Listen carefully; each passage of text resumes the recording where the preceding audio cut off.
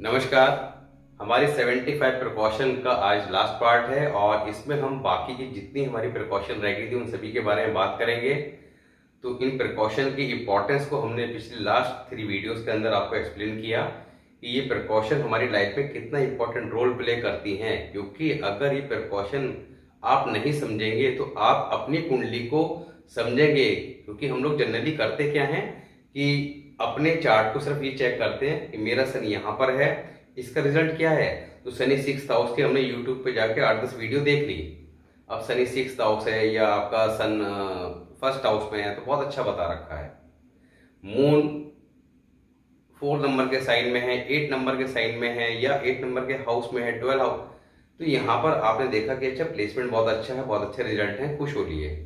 मगर कभी इस बात पे ध्यान दिया कि आप बड़े खुश तो हो रहे हैं कि हमारे प्लेनेट बहुत अच्छे बैठे हैं, मगर उम्र के 40 साल हो गए, 45 साल हो गए, 50 साल हो गए, जीवन में क्या अचीव किया और क्या जो थोड़ा बहुत अचीव किया है क्या आप उसी को लिए डिजर्व करते थे? तो आपको पता ही नहीं है कि आपका चार्ट क्या कह रहा है।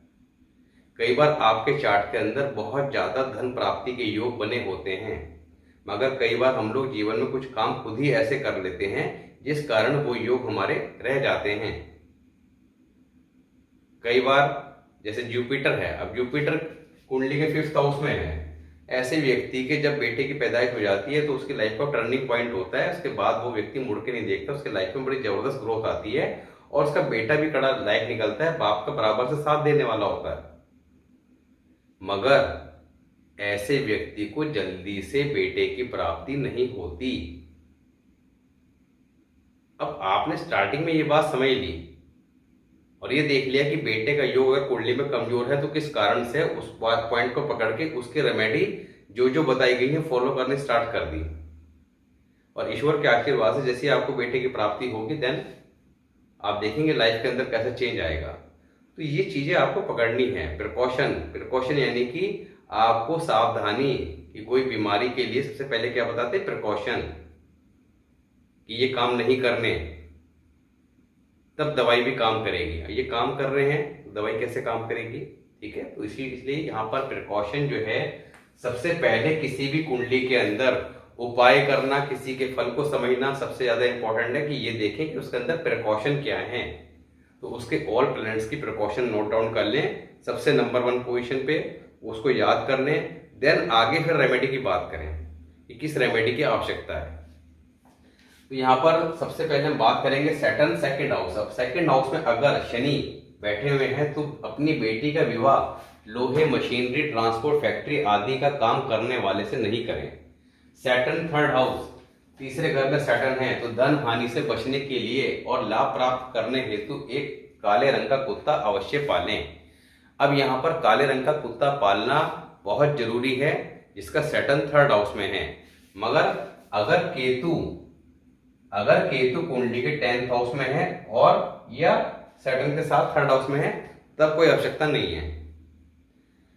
तो यहाँ पर सैटर्न 3rd हाउस के एक्सीलेंट रिजल्ट पाने के लिए कुत्ता पाल लें और किसी कारण से अगर कुत्ता नहीं पाल सकते तो यहाँ पर मिट्टी के 3 कुत्ते बनवा लें आप। ये बने बनाए मार्केट से ऑनलाइन मिल जाते हैं, काले सफेद रंग के, उनको अपने घर में एज ए शो पीस कहीं भी प्लेस कर दें। सैटर्न 4th हाउस वालों को, सैटर्न अगर 4th हाउस में है तब ऐसे व्यक्ति को रात को दूध का सेवन नहीं करना चाहिए। तीसरा, सैटर्न 6th हाउस में है तो ऐसे व्यक्ति को लेदर से संबंधित चीजों को अपनी लाइफ से निकाल देना चाहिए, यानी कि लेदर का इस्तेमाल ना करें, ना लेदर के जूते पहने, लेदर की कोई आइटम अपने पास रखें, ना ही लेदर की आइटम कभी किसी से कोई गिफ्ट में ले। ये सब चीजें बिल्कुल एक नियम बना लें, क्योंकि जब भी ये 6th हाउस का सैटर्न वर्षफल में 6th हाउस में रिपीट होगा देन उस साल ऐसा व्यक्ति लेदर की चीजें खरीदता जरूर है और उसको गिफ्ट भी मिलती हैं और ये 101% होता है। और ये शनि जैसी लेदर की चीजें गिफ्ट मिलती है एक्टिव हो जाता है और 6th हाउस का सैटर्न काफी ज्यादा नेगेटिव रिजल्ट देता है। वो 6th हाउस सैटर्न की वीडियो में हमने एक्सप्लेन किया हुआ है, तो उसके कितने ज्यादा नेगेटिव इम्पैक्ट आते हैं वो सैटर्न 6th हाउस की वीडियो में जाकर आप समझ सकते हैं। इस सैटर्न को ठीक रखना है तो यहाँ पर ये चीजों का एक नियम बना लें कि मुझे ये चीजें लेनी ही नहीं है। अब वर्षफल आपको पता हो या ना पता हो, मगर इस चीज का एक नियम बना लें कि ये काम करना ही नहीं है, उससे बचाव हो जाएगा। सैटर्न 7th हाउस, अगर 7th हाउस में सैटर्न है तब रिश्तेदारों के साथ पार्टनरशिप ना करें। तो सैटर्न 7th हाउस वालों को अपने रिलेटिव्स वगैरह के साथ पार्टनरशिप नहीं करनी चाहिए। तीसरा, सैटर्न अगर कुंडली के 8th हाउस में है तो यहां पर ऐसे व्यक्ति को कभी भी आम लोगों के ठहरने की व्यवस्था हेतु किसी भी तरह का दान देना उसकी बर्बादी का कारण बनता है। अब आम लोगों के रहने की व्यवस्था है तो जैसे कि हरिद्वार वगैरह या किसी धार्मिक प्लेस पे आपने देखा होगा लोग धर्मशाला वगैरह का निर्माण करा देते हैं। तो आप देखते हैं कि हमारे दादाजी ने धर्मशाला का निर्माण कराया था, उनका नाम लिखा हुआ है, ठीक है। तो ऐसे जिनका सैटर्न 8th हाउस में, उनको ऐसे काम खुद नहीं करने और ना ही ऐसे कार्यों के लिए पैसा देना है। सैटर्न रिलेटेड काम करना भी सैटर्न 8th हाउस वालों को शुभ परिणाम नहीं देता, नुकसान देता है। सैटर्न 9th हाउस, अब 9th हाउस में अगर सैटर्न है तो यहाँ पर 3 मकान भी जो कुंडली में बन जाते हैं। ऐसे व्यक्ति के पास लाइफ में 3 प्रॉपर्टी डेफिनेटली आती है, मगर उसको अपने नाम पर केवल 2 प्रॉपर्टी ही रखनी चाहिए, तीसरी प्रॉपर्टी बाय नहीं करनी चाहिए, अदरवाइज उसके हेल्थ इश्यू डेफिनेटली आएंगे। सैटर्न 7th या 10th हाउस, 10th हाउस ये है और 7th हाउस ये है, दोनों में कहीं भी हो, क्योंकि 7th हाउस में ये आपका उच्च की स्थिति में आ जाते हैं और 10th हाउस के अंदर ये इनका कारक भाव है। तो 10th हाउस का शनि कितना भी खराब क्यों ना हो, मगर कहीं ना कहीं शुभ परिणाम में निश्चित तौर पर देता है, क्योंकि जो प्लैनेट जिस भाव का कारक है उस भाव में जब जाके बैठ जाएगा तो डेफिनेटली वो अपने शुभ परिणाम अवश्य देगा जिन चीजों का कारक है उसके संबंध में। तो यहाँ पर 10वें घर का शनि और 7वें घर का शनि निश्चित तौर पर शुभ परिणाम अवश्य देता है, इसलिए ऐसे व्यक्ति को कभी कॉकटेल पार्टी नहीं करनी चाहिए, मतलब यानी कि शराब का दान, क्योंकि शनि क्या है, शराब का कारक।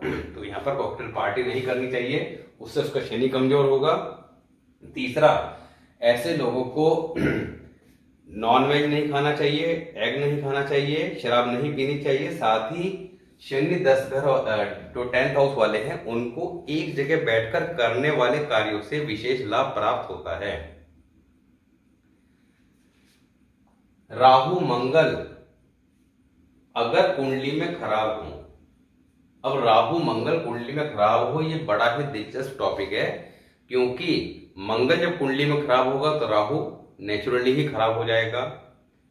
मंगल जब कुंडली में खराब होगा तो मंगल किस तरह से रिएक्ट करता है, जस्ट लाइक ए राहु। अब मंगल कुंडली में कहीं भी प्लेस्ड है और अगर खराब है तो यहां पर वो किस तरह के रिजल्ट देगा, इसके लिए आप ये समझ लीजिए कि यहां पर ये राहु ही बैठा हुआ है। तो जो राहु के रिजल्ट है वही आप मंगल के समझ के उसका रिजल्ट समझ लीजिएगा। अब मंगल की बात करें तो मंगल 90% से ज्यादा लोगों की कुंडली में मंगल खराब ही होता है, क्योंकि मंगल के जितने रूल आपको नोट कराए थे मंगल बद के वीडियो में, तो वहां पर आप चेक करेंगे कि कोई ऐसा होगा जिसका मंगल ठीक निकलेगा। तो यहाँ पर मंगल बद की जो रेमेडी है वो सबसे पहले कर लेनी चाहिए। तो कुंडली के अंदर राहु खराब हो या मंगल खराब हो, ऐसे व्यक्ति को साउथ फेसिंग मकान में कभी नहीं रहना चाहिए। जनरली हम लोगों को पता होता है कि मकान कौन से अच्छे होते हैं, कि सब तरह के ठीक हैं, साउथ वाले को नहीं देना। और साउथ फेसिंग जो मकान प्लॉट होते हैं उसके रेट भी जनरली डाउन ही होते हैं, क्योंकि जनरली लोग उसको बहुत मजबूरी में खरीदते हैं कि दूसरे प्लॉट का रेट अगर इतना है तो इसका कुछ कम पैसे में आपको मिल जाएगा। मगर आज के समय में सब बिक जाते हैं, लोग रहने लगते हैं, मगर उसके दुष्परिणाम क्या आते हैं ये हमें नहीं पता होता। तो क्योंकि जिनका मंगल अच्छा है कुंडली में वो साउथ फेसिंग में रह सकते हैं, उनको कोई दिक्कत नहीं आती। मगर मैंने क्या कहा कि 90% लोगों का मंगल खराब होता है, तो आपकी फैमिली में किसी न किसी का तो मंगल खराब निकल ही आएगा। मान लिया आपका किसी का अंडर ठीक भी है, अब परिवार में आप हैं, आगे और बच्चे होंगे, किसी न किसी का खराब होगा, तो वो मकान तो एक बार जो बन गया, तो इसलिए कहा गया है कि साउथ फेसिंग में रहनी नहीं चाहिए, अदरवाइज काफी ज्यादा अशुभ परिणाम मिलते हैं। राहु 5th हाउस, अब राहु 5th हाउस में हो तब क्या होता है, यहाँ पर पत्नी के हेल्थ इश्यू देखने को मिलते हैं। तो पत्नी के हेल्थ इश्यू अगर आपको देखने को मिले तो यहाँ पर अपनी पत्नी से दोबारा विवाह कर लें, इससे निश्चित तौर पर उनके हेल्थ इश्यू में आराम देखने को मिलेगा। राहु 6th हाउस, अब 6th हाउस में अगर राहु है तो ऐसे व्यक्ति को अपने बड़े भाई के साथ लड़ाई झगड़ा कभी नहीं करना चाहिए, अगर करेगा तो संतान को कष्ट आएगा। राहु 8th हाउस, अब 8th हाउस में राहु वाले को पुलिस बिजली विभाग, पुलिस विभाग, बिजली विभाग या बिजली का कार्य ये नहीं करना चाहिए, यानी कि इलेक्ट्रिसिटी डिपार्टमेंट में नौकरी या पुलिस विभाग में नौकरी नहीं करनी चाहिए, ना ही बिजली संबंधित कोई कार्य करना चाहिए। ये इसको काफी ज्यादा अशुभ परिणाम देंगे। Rahu 9th house, Rahu 9th house वाले को कभी ससुराल वालों से झगड़ा नहीं करना चाहिए, धन हानि के योग बन जाते हैं, धन की हानि देखने को मिलती है। इसके साथ ही राहु 9th हाउस वालों को कभी भी धार्मिक भजन अपने मोबाइल में नहीं सुनने चाहिए। और जनरली जिनके राहु 9th हाउस में होगा, ये लोग मोबाइल के अंदर धार्मिक भजन बहुत सुनते हैं। इनके मोबाइल के अंदर गुरु महाराज या भगवान की फोटो लगी रहती है। इनके घर की डोर बेल भी आप बजाएंगे तो वो कई बार कोई उसके अंदर धार्मिक म्यूजिक ही बजा आपको सुनाई देगा। इसके अलावा इनकी कॉलर ट्यून, रिंगिंग ट्यून, ये सब भी धार्मिक होती हैं। तो इनमें से कोई ना कोई चीज देखने को निश्चित तौर पर मिलती है। ये सारे काम राहु 9th हाउस वालों को नहीं करना चाहिए। और साथ ही राहु वर्ष फल में भी अगर 9th हाउस में आए तब भी ये काम नहीं करने चाहिए। और जिस साल वर्ष फल में राहु 9th हाउस में आएगा, चाहे जन्म कुंडली में कहीं भी बैठा हो, उस साल उस व्यक्ति का ये सारे कार्य यानी कि धार्मिक भजन मोबाइल में खूब सुनेगा। और मैं जब बहुत सारे चार्ट्स वगैरह देखता हूँ तो उसमें जब मैं उनसे ये सब बातें पूछता हूँ चार्ट को आइडेंटिफाई करने के लिए, then they will reply definitely yes. मैंने कहा हाउ मेनी टाइम, तो कहने लगे कि अभी वर्षफल स्टार्ट हुआ है, उनके 2 महीने हो गए, 1 महीना हो गया, 4 महीने हो गए, जब से भी स्टार्ट हुआ उसके आसपास से ही वो ध्यान देते हैं कि हाँ नहीं, इस साल तो मेरे को काफी ज्यादा मन कर रहा है और हम लोग सुन रहे हैं। मैं कहा स्टॉप डूइंग दिस, इसको बंद कर दीजिए इमीडिएटली। तो ये सारी चीजें जो है ना, अगर हमें पता है तो हम समझ जाएंगे कि राहु 9th हाउस में आया है, अब इस साल मेरा ये करना है, तो ये काम नहीं करने, स्टॉप कर दीजिए। तो मेरे भी चार्ट के अंदर जब वर्षफल में राहु 9th हाउस में आया, देन मुझको भी जो है ये सब चीजें अब मेरे भी दिमाग से स्लिप हो गया कि मुझे ये प्रिकॉशन फॉलो करनी। कई बार होता है कि आप दूसरों के चार्ट देखते हैं, अपना ध्यान नहीं रहता, मगर अब जैसी वो 2 दिन लगातार ऐसा होते हो गया कि बहुत ज्यादा इस तरह धार्मिक भजन सुनने की इच्छा करने लगी, तो एकदम मुझे याद आया कि अरे वर्षफल चेक करते हैं। वर्षफल चेक किया, अच्छा ये इसी वजह से हो रहा है, स्टॉप, बिल्कुल स्टॉप कर दिया।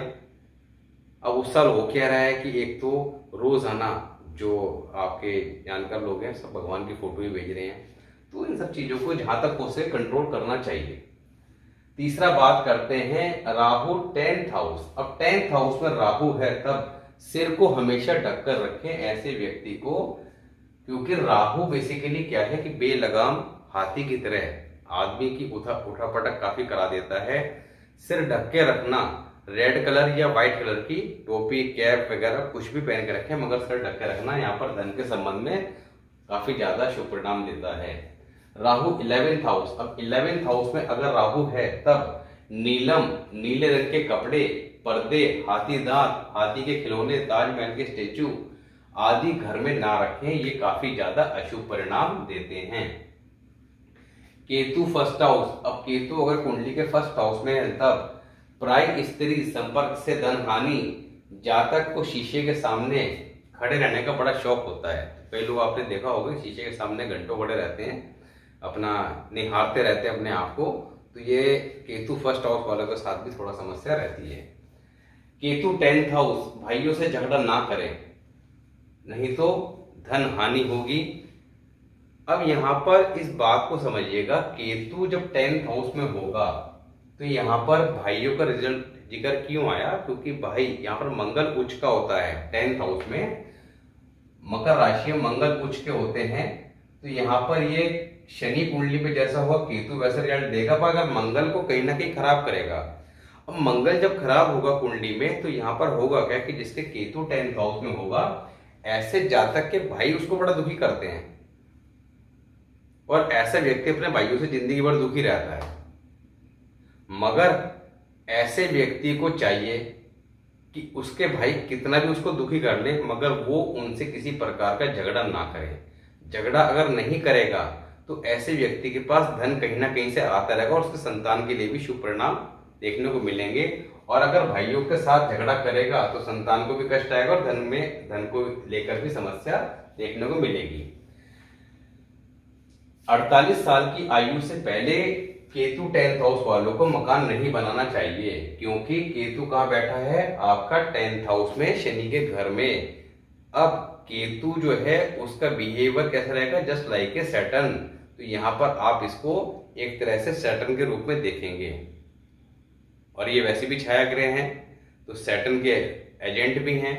तो यहाँ पर सैटर्न को ठीक रखना जरूरी है। 48 से पहले अगर मकान बना लिया तो सैटर्न कुंडली में बिगड़ जाएगा। तो यहाँ पर सैटर्न के लिए इसलिए कहा गया है कि 48 साल की आयु से पहले मकान ना बनाए। सैटर्न अगर कुंडली के सेकंड हाउस में हो और मरकरी 12th हाउस में हो, अब इसे ध्यान से समझिएगा। सैटर्न अगर सेकंड हाउस में, मरकरी 12th हाउस, इस कंडीशन में 34 वर्ष की आयु से पहले, यानी कि जिसके ये कॉम्बिनेशन हो बर्थ चार्ट में, ऐसा व्यक्ति की 34 वर्ष की आयु से पहले अगर उसको कन्या संतान की प्राप्ति हो जाए तो उस कन्या संतान को अपने इन लॉज, ससुराल वालों को यहां दे देना पलने के लिए। ये जातक के खुद के लिए भी शुभ रहेगा, ससुराल वालों के लिए बहुत ज्यादा शुभ रहेगा।